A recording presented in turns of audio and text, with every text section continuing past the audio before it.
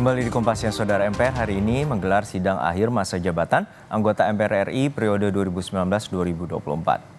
Dalam sidang akhir masa jabatan beragendakan laporan Badan Pengkajian MPR, pandangan umum fraksi hingga penetapan keputusan MPR. Selain itu, ada pula laporan pelaksanaan tugas dan wewenang serta kinerja pimpinan MPR periode 2019-2024.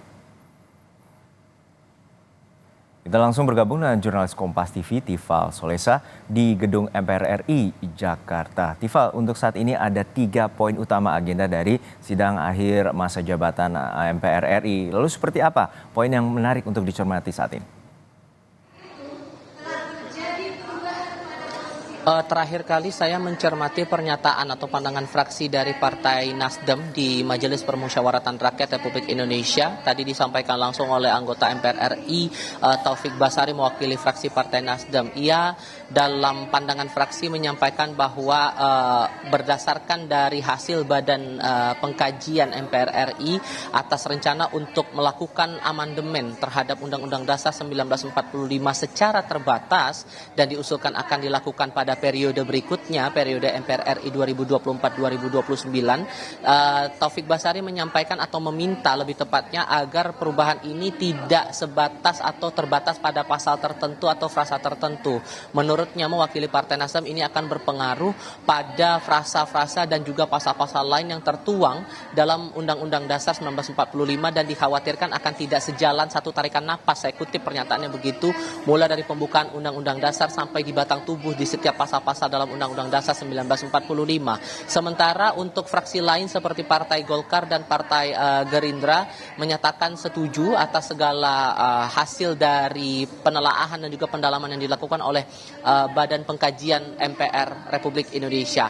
Fraksi PDI Perjuangan yang pertama kali menyampaikan pandangan fraksinya atas segala rancangan dari Badan Pengkajian ini juga menyampaikan beberapa catatan terutama soal pembentukan dari Badan Kehormatan. Tadi juga dalam penyampaian beberapa poin yang diutarakan langsung oleh Ketua Badan Pengkajian MPR RI, Jarod Saiful Hidayat, ada beberapa poin sebetulnya yang menarik dicermati selain masalah lakukan upaya amandemen secara terbatas atas Undang-Undang Dasar 1945, tapi juga termuat masalah pembentukan nomenklatur baru di MPR RI yakni Badan atau Mahkamah Kehormatan MPR RI. Yang diterangkan di situ dalam poin yang dijelaskan di sini bahwa nantinya dalam tata tertib MPR RI atau aturan yang mengatur langsung tentang MPR RI akan ada tambahan badan khusus yakni Badan Kehormatan yang diharapkan kemudian nanti ini bisa menegakkan aspek etika dan norma sosial kepada seluruh anggota MPR RI tanpa terkecuali, baik itu yang berasal dari Dewan Perwakilan Rakyat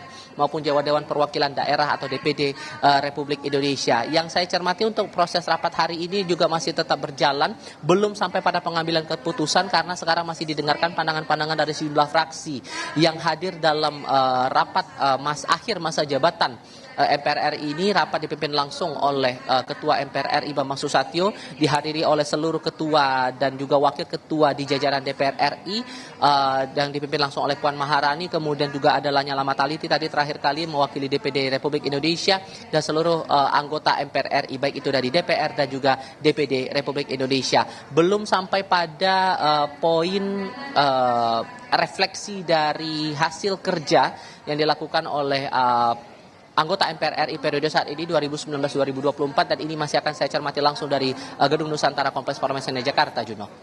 Ya, Tifal, menarik untuk dicermati adanya pandangan terkait dengan amandemen terbatas terhadap Undang-Undang Dasar 45. Lalu apa saja poin dari amandemen terbatas ini yang dikemukakan oleh fraksi yang tadi telah membacakan agenda?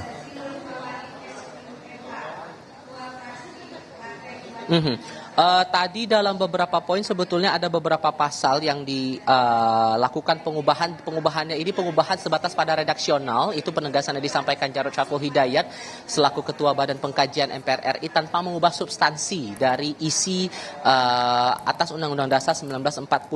Tadi dalam beberapa poin yang dinyatakan langsung oleh Jarod Saiful Hidayat ini adalah masalah pengubahan redaksional untuk menyesuaikan dengan nomenklatur yang sudah diubah dalam beberapa pasal dan penyempurnaan dalam bahasa hukum dan kaidah bahasa Indonesia. Kemudian juga masalah perubahan rumusan tanpa menambah pasal atau ayat baru, tapi mengubah rumusan untuk menyesuaikan dengan perkembangan perundang-undangan dan sistematika penulisan yang telah ada selama ini atau sejauh ini.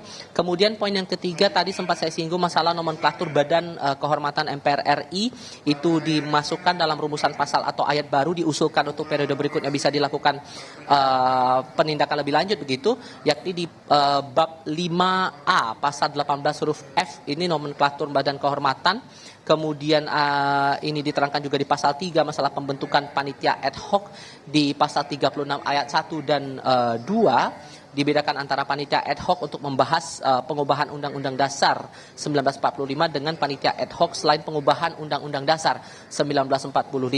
Selain itu juga ada yang diterangkan di pasal 6 tentang pengaturan Komisi Kajian Ketatanegaraan, ini dari mulai pasal 63 sampai pasal 68, dan ini disebutkan bahwa anggota Komisi Kajian berjumlah 65 orang diusulkan oleh pimpinan MPR masing-masing 1 orang, serta setiap fraksi dan kelompok DPD RI secara proporsional. Poin lainnya adalah di pasal 8 tentang putusan MPR soal nomenklatur putusan MPR dan beberapa poin lainnya yang juga masih tetap dibahas dan didengarkan pandangan fraksi sampai dengan saat ini, Judo. Baik, kita nantikan bagaimana proses dari sidang masa akhir jabatan periode 2019-2024 MPR RI. Terima kasih jurnalis Kompas TV Tifal Solesa dari Gedung MPR RI Jakarta.